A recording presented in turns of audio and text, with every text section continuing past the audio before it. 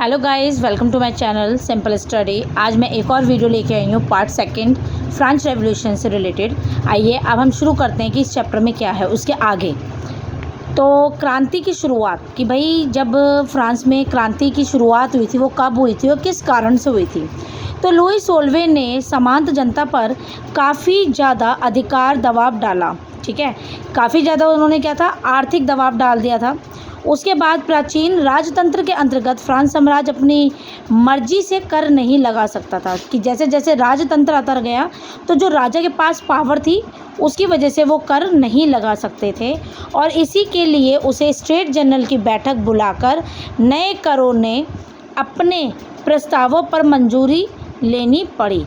और उसकी वजह से जो हमारे जनरल थे, स्टेट जनरल, उन्होंने एक बैठक बुलाई और नए करों पर प्रस्ताव की मंजूरी देनी शुरू करी।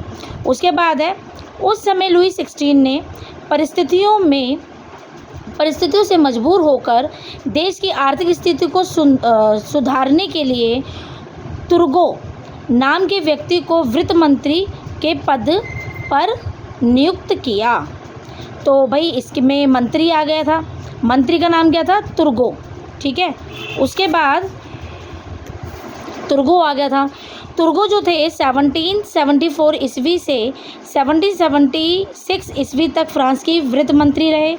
उन्होंने एक बैठक बुलाई जिसमें मित व्यक्ति की नीति पर बल दिया और राजा के दरबारों ने इस नीति का विरोध कर तुर्गो के खिलाफ राजा को भड़का दिया, मंत्री के खिलाफ, और उसे पद से हटवा दिया। उसके पश्चात 1776 ईस्वी से 1781 ईस्वी तक बेकर ने मंत्री पद संभाला। कौन आ गया था फिर? बेकर आ गया था। और फ्रांस सम्राट लुई 16 ने 5 मई 1789 को नए करों पर प्रस्ताव के अनुमोदन के लिए स्टेट जनरल की बैठक बुलाई। दोबारा से फिर कर के नियम बदले गए, प्रस्ताव रखा गया। ठीक है, और फिर जनरल स्टेट्स को बुलाया गया, उस पर बैठक की गई और वहाँ जो बंदे आए थे, स्टेट्स के जो मेंबर थे, जनरल मेंबर्स थे, वो कैसे कैसे बैठे कि प्रथम और द्वितीय स्टेट के तो 300 प्रतिनिधि थे, में बैठक में हिस्सा लिया और एक दूसरे के सामने एक सीधी पंक्ति में बैठे। उसके बाद ठीक उसके पीछे तीसरे स्टेट के 600 प्रतिनिधि पर बैठक में सम्मिलित हुए। तो जो तीसरे स्टेट के थे वो 600 थे और पहले और तृतीय के जो थे वो 300 थे। ठीक है, उसके बाद तीसरे स्टेट के प्रतिनिधि समृद्धि और शिक्षित वर्ग द्वारा किया गया और इस बैठक में महिलाओं, श्रमिकों तथा किसानों के प्रवेश पर प्रतिबंध लगाया गया। कहने का मतलब जो गरीब व्यक्ति था उन्हें आने की अनुमति नहीं थी, सिर्फ पढ़े लिखे ही तीसरे स्टेट से आ सकते थे इस बैठक में।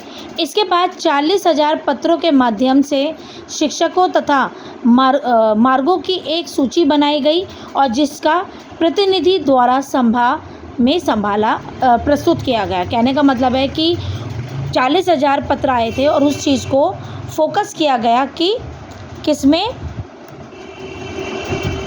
उनकी सूची बनाई गई। उसके बाद लुई 16 ने स्टेट जनरल के अनुसार प्रत्येक वर्ग को एक मत देने का अधिकार दिया। तो जो हमारे राजा थे उन्होंने जनरल के अनुसार लोगों को मत देने का अधिकार दिया, परंतु तीसरे वर्ग ने मांग रखी कि पूरी सभा द्वारा मतदान कराया जाना चाहिए। पर वहाँ पे जो तीसरे स्टेट के लोग थे, पढ़े लिखे लोग थे, उन्होंने मांग रखी कि नहीं भाई, जो इसी सभा में है सिर्फ वो ही वोट दे सकते हैं। इसके प्रत्येक सदस्य को एक मत देने का अधिकार होगा और यहाँ पे जो है जो सदस्य उनके सिर्फ एक ही वोट दे सकते हैं। और रूसो ने अपनी पुस्तक में द सोशल कॉन्वेंट में इस सिद्धांत को प्रस्तुत किया, मतलब इस चीज़ को एक्सप्लेन किया है उन्होंने अपनी बुक में, रूसो ने। और राजा ने इस प्रस्ताव को अस्वीकार कर दिया और जैसे ही राजा को इस बारे में पता लगा कि नहीं सिर्फ सभा वाले ही दें, तो राजा ने मना कर दिया और नाराज होकर तीसरे स्टेट के प्रतिनिधि स्टेट्स जनरल की बैठक का बहिष्कार किया और तथा सभा से बाहर हो गए। और इन लोगों ने, जो तीसरे वर्ग के लोगों ने जब अपनी मांग रखी और राजा ने उन्हें नहीं उस मांग को पूरी की, तो वहाँ से विरोध कर उठकर बाहर चले गए। इसके बाद तीसरे वर्ग की इंडोर टेनिस कोर्ट में बैठक तथा शपथ। अब तीसरे वर्ग के जो लोग थे उन्होंने कैसे शपथ ली इंडोर टेनिस कोर्ट में। तो सबसे पहले तो उन्होंने स्वयं को पूरे फ्रांस राज्य का प्रवक्ता मानते थे, कि वो ये सोचते थे कि भाई हम ही करता धरता है और कोई नहीं है, ठीक है। उसके बाद ये प्रतिनिधि 20 जून 1789 को वर्सिये के इंडोर टेनिस कोर्ट में एकत्रित हुए और स्वयं को नेशनल असेंबली घोषित कर दिया और ख़ुद को अपने आप को नेशनल असेंबली घोषित कर दिया 20 जून 1789 में। किन्होंने किया? तीसरे स्टेट्स वालों ने। उसके बाद क्या था कि यह अनुरोध किया कि जब वह साम्राज्य की शक्तियों को कम करने वाला संविधान तैयार नहीं किया जाएगा तब तक असेंबली भंग नहीं होगी। और उन्होंने ये कहा कि भाई जब तक राजा की शक्ति को कम नहीं किया जाएगा, जब तक असेंबली भंग नहीं होगी। और नेशनल असेंबली के नेतृत्व मिराबियो और ओबेसिये को सौंपा गया। तो ये 2 मेंबर थे जो ये नेशनल असेंबली को कंट्रोल करते थे और विचार करते थे कि हमें क्या इम्प्रूव करना है फ्रांस में। उसके बाद है राष्ट्रीय असेंबली। तृतीय स्टेट के सदस्यों की घोषणा शपथ से लुई 16 अत्यंत भयभीत हो गए। तो जैसे ही तीसरे वर्ग के लोगों को ये शपथ ली कि भाई इन दोनों ने कि हम मेंबर हैं, नेशनल मेंबर हैं, नेशनल असेंबली के मेंबर है, तो लुई जो राजा था ना वो एकदम ही डर गया इन शपथ की वजह से। और उसने 27 जून 1789 ईस्वी को तीनों वर्ग की संयुक्त बैठक की अनुमति दे दी और इसने तीनों वर्ग के लोगों को संयुक्त बैठक की अनुमति दे दी तथा नेशनल स्टेट को राष्ट्रीय सभा की मान्यता प्रदान कर दी। और साथ ही इसने नेशनल स्टेट जनरल जो थे उन्हें राष्ट्रीय सभा का मान्यता दे दी कि भैया तुम्हें भी अधिकार है। उसके बाद राष्ट्रीय सभा ने 9 जुलाई 1789 को राष्ट्रीय संविधान सभा का कार्यभार ग्रहण कर लिया। और फिर इन्होंने इस चीज़ को मतलब 9 जुलाई को राज्य मतलब जितने भी राष्ट्रीय संविधान थे उनका कार्यभार मतलब जितने भी कार्य थे उनको संभालना शुरू कर दिया और लोगों के बारे में भी डिसीज़न लेने शुरू किए धीरे धीरे कि जो भी उनके डिसीज़न थे। उसके बाद आता है बस्तिल का पतन क्या था, ये बहुत ही इम्पोर्टेंट है क्योंकि इसमें जो है गरीबों की एक स्थिति को बताया है कि कैसे लोगों को मजबूर होकर एक किले को तोड़ फोड़ करनी पड़ी। अब आइए स्टार्ट करते हैं। सबसे पहले तो जिस समय नेशनल असेंबली सभा का परिरूप तैयार करने में व्यस्त थी, मतलब नए नए संविधान का परिरूप तैयार कर रहे थे, उस समय पूरे फ्रांस में आंदोलन हो रहा था और पूरे देश में मतलब पूरे फ्रांस में पूरे फ्रांस में वहाँ पे आंदोलन किया जा रहा था।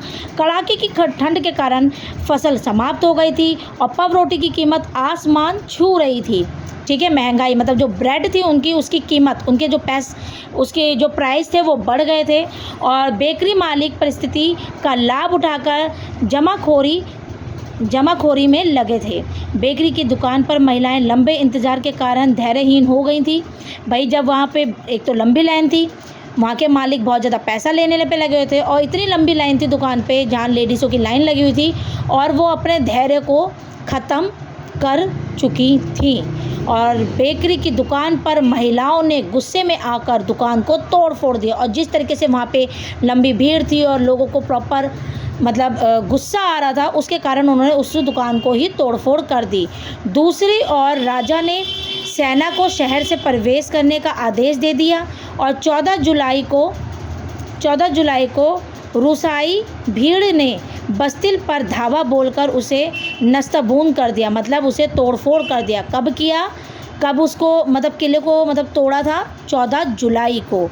उसके बाद है ग्रामीण श्रेणी ने यह अफवाह फैल गई कि जागीरों की मालिकों द्वारा लुटेरों को बुलाया गया है। कहने का मतलब है जो सेकंड लोग के मतलब अमीर लोग थे द्वितीय वर्ग के, उन्होंने मतलब कुलीन वर्ग के जो लोग थे उन्होंने क्या किया, लुटेरों को बुलाया और पकी फसलों को बर्बाद कर दिया, और उन्होंने जितनी भी पकी हुई फसलें थी उन्होंने उसको बर्बाद कर दिया।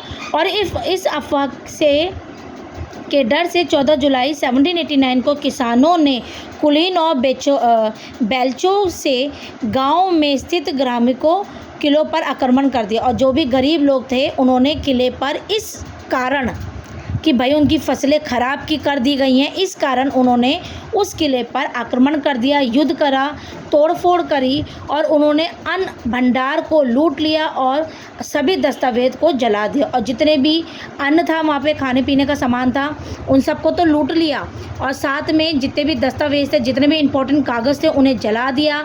और इसी कारण कुलीन वर्ग अपनी प्रॉपर्टी को छोड़कर पड़ोसी देश जाने लगे।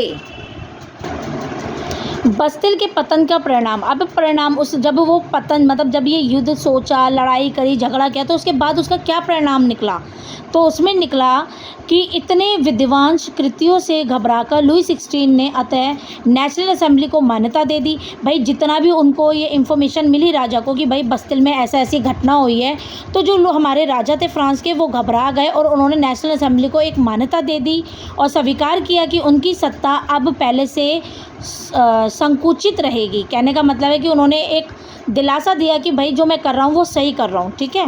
राजा ने जो नेशनल असेंबली को मान्यता दी।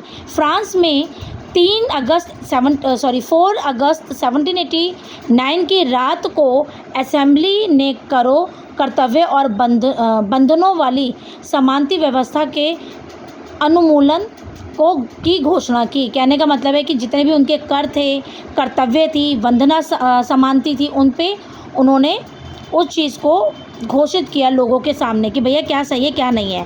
तो सबसे पहले तो पादरी वर्ग को जो विशेष अधिकार को छोड़ने के लिए मजबूर होना पड़ा। तो जो हमें पादरी लोगों को जो हम वो देते थे ना, विशेष अधिकार मिले हुए थे कि कर लेंगे ये, तो उन लोगों को ख़त्म कर दिया, छोड़ना पड़ा, और धार्मिक कर समाप्त कर दिए गए और चर्चा संपत्ति को कब्जे में ले लिया, और जितनी भी चर्चों की संपत्ति थी उन्हें कब्जे में ले लिया। किसने ले लिया? नेशनल असेंबली वालों में। नेशनल असेंबली में 2 नाम थे। कौन कौन से थे? सबसे पहले तो थे मिराबो और दूसरा था आबे सिरे। इन दोनों ने नेशनल असेंबली के मेंबर थे और इन्होंने पादरी के जो इतनी भी प्रॉपर्टी थी उन लोगों पर अपना हक जताना शुरू कर दिया, कब्जे में ले लिया, ठीक है। उसके बाद क्या हुआ? उसके बाद हुआ फ्रांस संवैधिक राजतंत्र बन गए। अब क्या है, जो फ्रांस थे वो संवैधिक राजतंत्र बन गए। तो सबसे पहले क्या हुआ था, 1791 ईस्वी में नेशनल असेंबली के द्वारा संविधान का प्रारूप तैयार किया गया। सबसे पहले तो उनके संविधान के प्रारूप को तैयार किया, लिस्ट बनाई गई कि क्या क्या होना चाहिए। उसके बाद उसका मुख्य उद्देश्य था कि साम्राज्यिक शक्तियों को कम किया जाए। तो उनका जो दूसरा नियम था, मतलब दूसरी कोशिश थी, वो थी कि जो राजा के पास जो पावर है ना उसे कम कर दिया जाए और एक व्यक्ति के साथ में केंद्रित होने के बजाय अब इन शक्तियों में को विभाजित संस्थाओं में बदलें। कहने का मतलब है जैसे पहले एक राजा के पास सारी चीज़ें थी, पर अब धीरे धीरे शक्तियों में विभाजित की जाए। जैसे कि पहला था विधायिका, कार्यपालिका और न्यायपालिका। इन तीनों में ये शक्तियाँ बांटी गई जो सिर्फ एक राजा के पास थी, में बांटा गया। उसके बाद है इस तरह फ्रांस ने एक नई राजनीतिक व्यवस्था अस्तित्व में आई जिसे संवैधिक राजतंत्र कहा गया। कहने के बाद है अब नई नीति आई, राजनीतिक चेंजेस हुई और जिसे क्या नाम दिया, संवैधिक राजतंत्र कहा गया।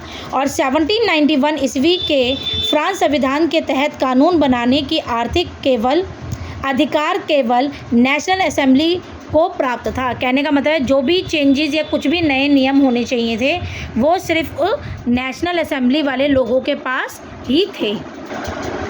नेशनल असेंबली का गठन कब हुआ? अब इसके गठन कब हुआ? सबसे पहले तो नेशनल असेंबली अप्रत्यक्ष रूप से चुनी गई थी और सर्वप्रथम नागरिकों द्वारा एक निर्वाचक समूह का चुनाव किया गया। ठीक है, एक चुनाव किया गया जो पूर्ण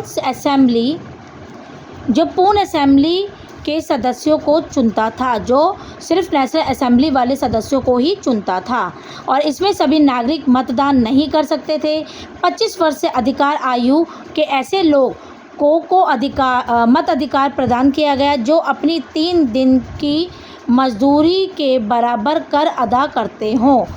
ठीक है, कहने का मतलब है जो 3 दिन मेहनत करता है, जो इस 3 दिन की कमाई करता है, सिर्फ वो ही वोटिंग कर सकता है, मतलब उस पैसों को देकर। ठीक है, जो टैक्स देता है। उसके बाद है महिलाओं को मत अधिकार प्रदान नहीं किया गया। मताधिकार सीमा में नहीं आने वाले लोगों को निष्क्रिय नागरिक के रूप में वर्गीकृत किया गया। कहने का मतलब है कि जो हमारे मताधिकार सीमाएं थी उनको नहीं दिया गया, और निष्क्रिय मतलब एक पर्टिकुलर लोगों को चुना गया, जैसे कि जो 3 दिन का कर चुका सकते हैं उन्हीं लोगों को मत देने का अधिकार था, जो 25 साल के ऊपर के थे।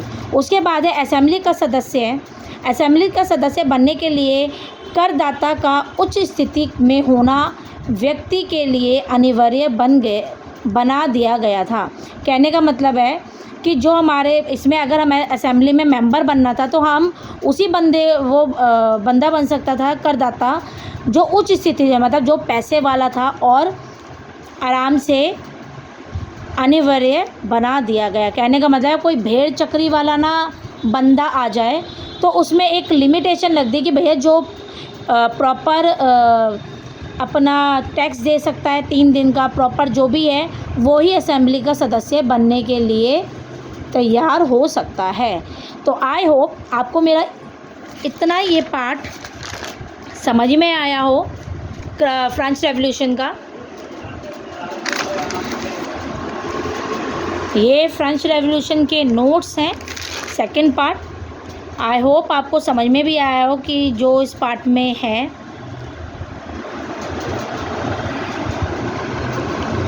अगर आपको मेरी ये वीडियो अच्छी लगी हो तो प्लीज़ लाइक, शेयर, सब्सक्राइब करना ना भूलें, और बेल आइकन को ज़रूर प्रेस करें, और कमेंट में मुझे बताएं कि आपको ये वीडियो कैसी लगी। Thank you for watching.